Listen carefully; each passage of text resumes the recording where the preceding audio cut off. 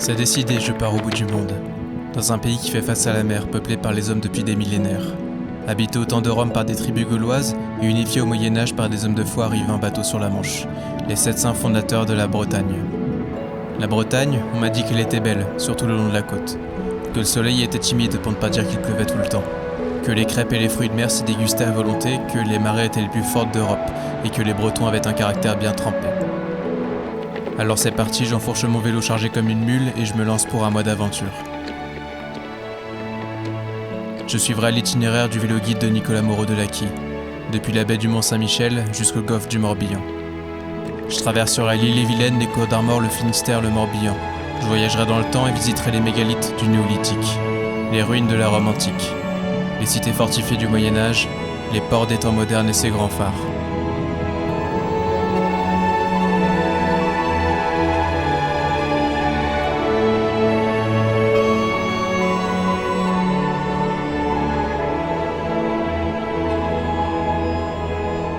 Le vent sera mon guide, le soleil ma boussole, la lune mon calendrier, les étoiles ma veilleuse.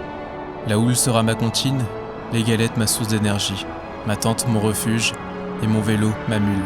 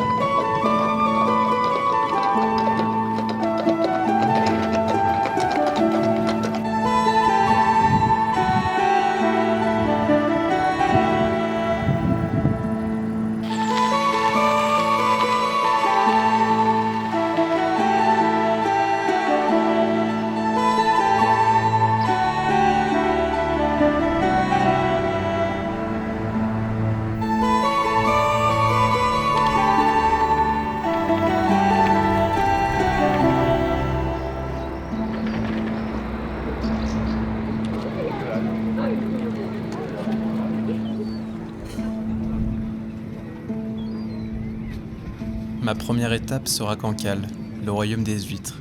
C'est ici que les jardiniers de la mer cultivent la perle de la baie du Mont-Saint-Michel. On raconte que l'huître de Cancale a garni les fastueux banquets des Romains et séduit les papilles du roi Soleil qui en mangeaient tous les matins. Aujourd'hui encore, la capitale de l'ostréiculture continue d'élever ses mollusques à la saveur iodée, de quoi ravir les papilles des gourmands, le matin au marché ou le midi à tabler.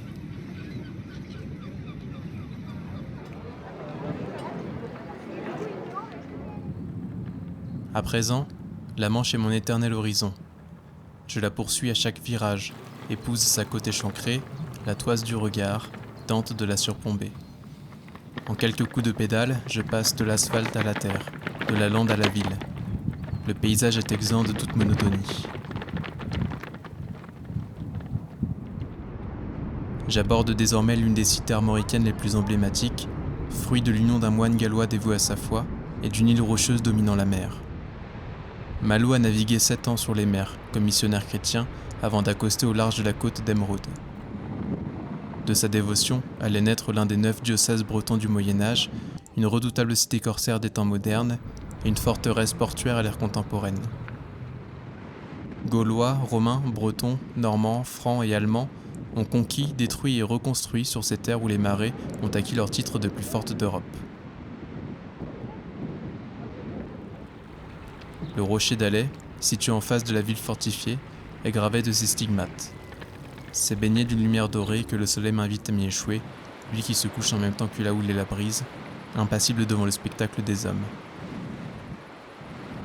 Je pense à ce grand écrivain français du temps de la Révolution, qui a choisi cet endroit comme tombeau pour n'y entendre plus que la mer et le vent. Quelle belle idée de reposer ici pour l'éternité.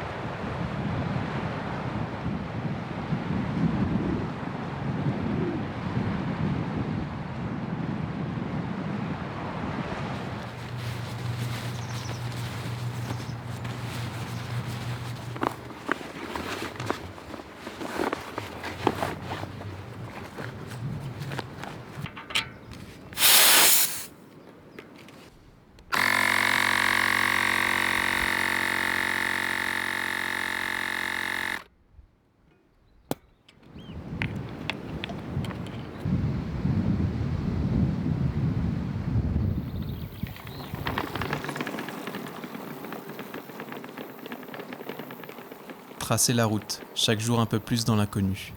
Une semaine que je suis parti, et ce qui relevait de l'aventure est devenu ma nouvelle routine. Plier le bivouac, charger le vélo, pédaler des kilomètres, contempler les paysages, la mer et le ciel. S'arrêter pour manger une galette au sarrasin, puis reprendre le chemin, usant de cette énergie à faire tourner les roues. Sillonner les champs verdoyants couchés par le vent d'ouest, qui mérite bien sa réputation, pénétrer l'Argoat à l'intérieur des terres, ses landes infinies et ses forêts luxuriantes, puis rejoindre l'Armor, le littoral, la mer turquoise. Sentir le vent souffler, entendre les vagues s'échouer et les muettes s'égosiller.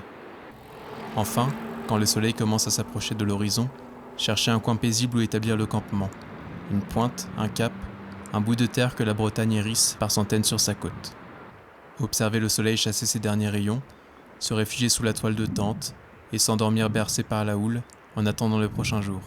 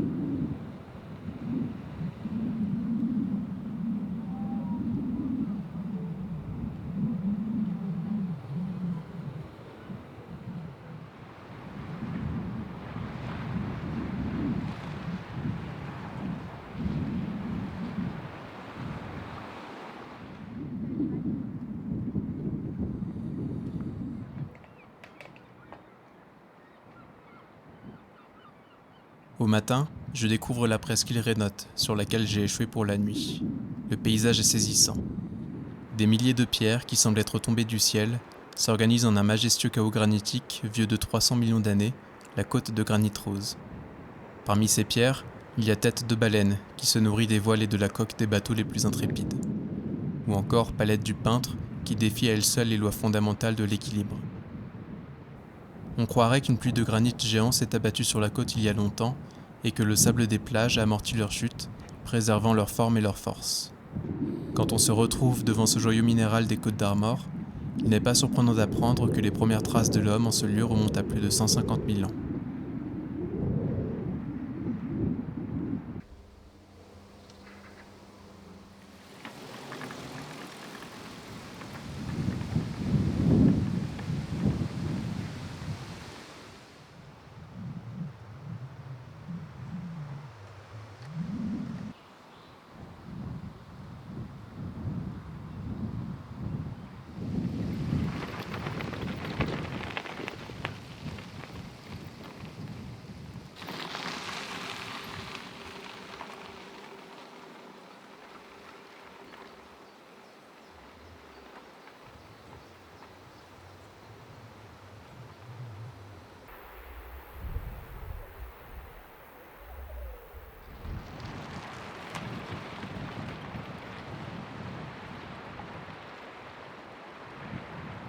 Le Finistère m'accueille sans aucune formalité.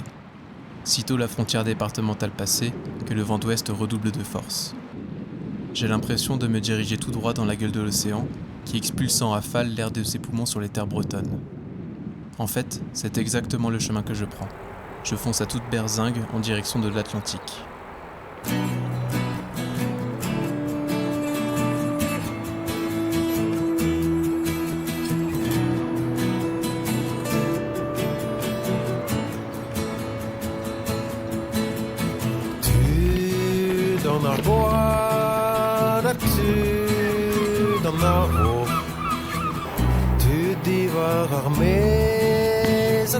Tu d'arper au bras, tu breis tu dan launet, die walita maklish, die walita. Hey, presonek, hey, presonek, hey, presonek, breis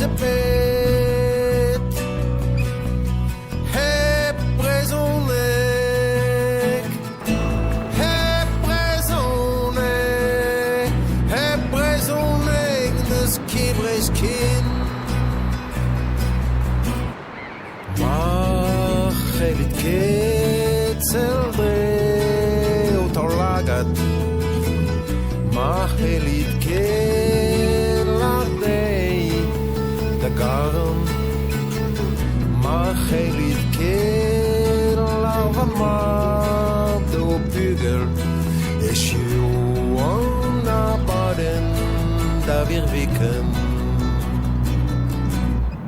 Hey, presonek, hey, presonek, hey, presonek, breise pet. Hey, presonek, hey, presonek, hey, presonek, dus ki breis ki.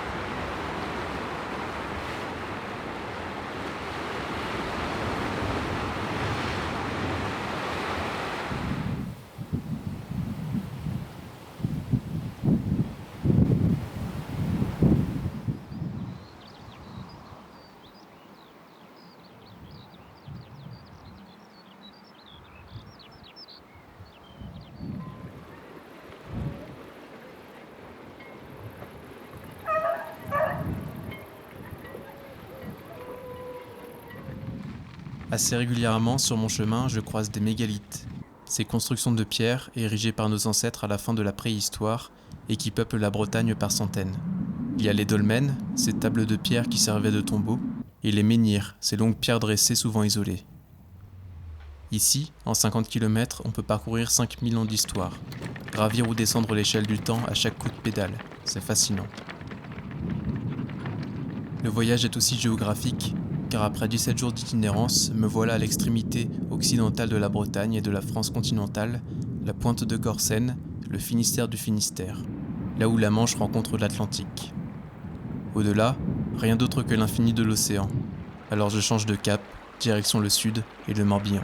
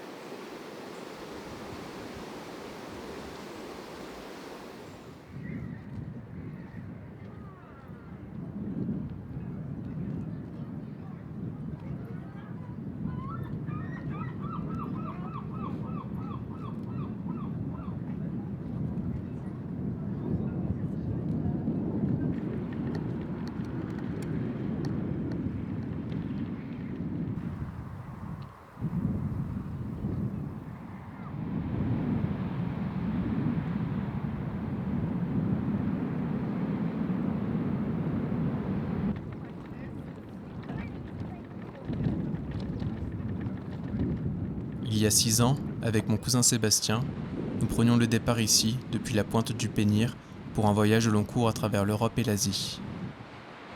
C'était le grand saut dans l'inconnu, qui éveillait en nous un état de conscience jusque-là inconcevable. Celui d'être ancré pleinement dans le moment présent et notre environnement, les sens décuplés, l'attention totale. Depuis, c'est en voyageant de cette façon que je parviens à retrouver ces sensations, par le défilement des couleurs, des sons et des odeurs que le mouvement m'apporte en continu. C'est comme une perfusion de vitalité qui parcourt tout mon corps aussi longtemps qu'il est en déplacement, au contact de la nature et des éléments. Voilà 21 jours que je suis parti, et devinez quoi, il pleut pour la première fois. J'ai l'impression de découvrir l'âme bretonne, la vraie, celle des contes et des chansons entonnés le soir autour d'un feu de cheminée. Le ciel gris, la brume, le silence, tout s'entremêle dans une atmosphère singulière. C'est comme si j'étais entré dans un autre monde, alors qu'en réalité, j'ai à peine bougé d'un pouce. C'est donc ça la Bretagne, un visage aux expressions multiples qui se reflète dans l'âme des uns qui l'habitent et des autres qui la visitent. Pour ma part, la réponse se confirme un peu plus chaque jour et chaque nuit que je passe dans ce mystérieux pays.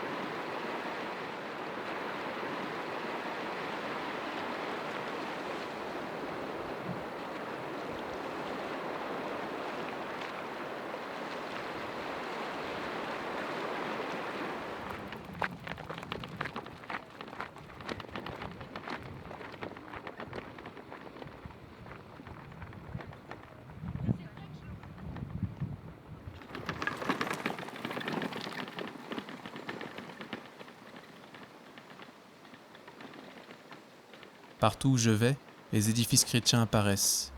Ici, à l'ombre d'un bois, une chapelle, là, au centre d'un bourg, une église, là-bas, dans le creux d'une vallée, un monastère, parfois une simple croix nichée sur un sommet surplombant la mer. Ça me fait penser aux mégalithes, érigés ici même par nos ancêtres il y a 5000 ans. La signification diffère, mais l'intention reste la même, celle d'inscrire dans la chair de la terre nos peurs et nos croyances les plus profondes. Les pierres sont aux croyants ce que l'encre est à l'écrivain, la substance d'un témoignage de son temps pour les siens et son prochain.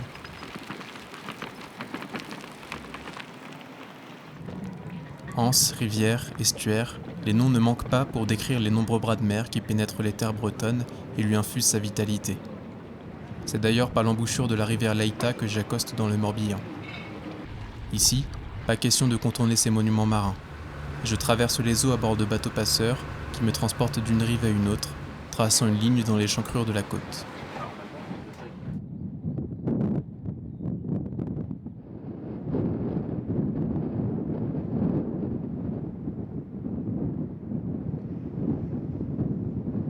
Le sud du Morbihan m'accueille d'un souffle impétueux qui me porte jusqu'aux alignements de Carnac, l'un des plus grands sites mégalithiques au monde. Ici reposent 3000 menhirs, remarquablement distribués. Je suis saisi par l'envergure et la mysticité du lieu. La légende raconte que Saint Cornélie, un pape de la Rome antique, s'étaient exilés en Gaule pour échapper aux persécutions de l'empereur. Traqués jusqu'ici par les soldats romains et se retrouvant bloqués devant la mer, il leur fit face et d'une main levée les transforma chacun en pierre. Paraît-il qu'une fois par an, le soir de Noël, elles bougent et vont boire dans les ruisseaux voisins, et qu'il vaut mieux alors ne pas se retrouver sur leur chemin.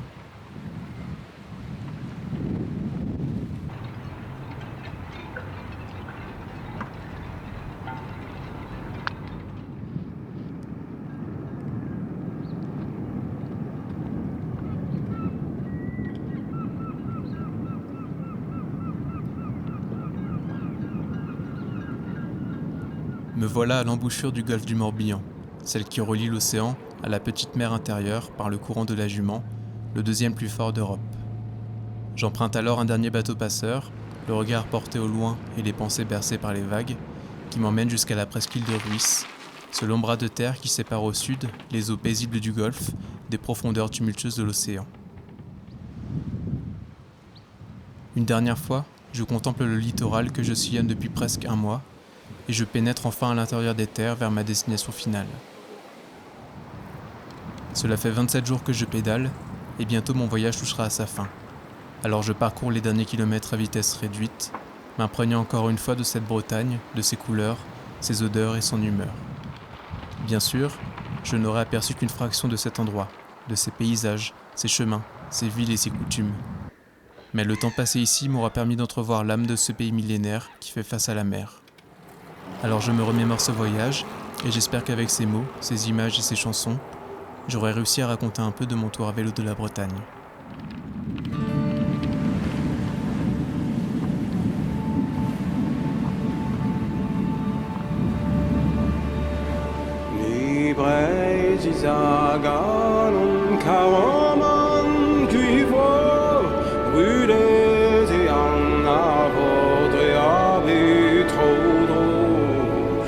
Von Kreis abresen und du gemacht als Quias evitio guard.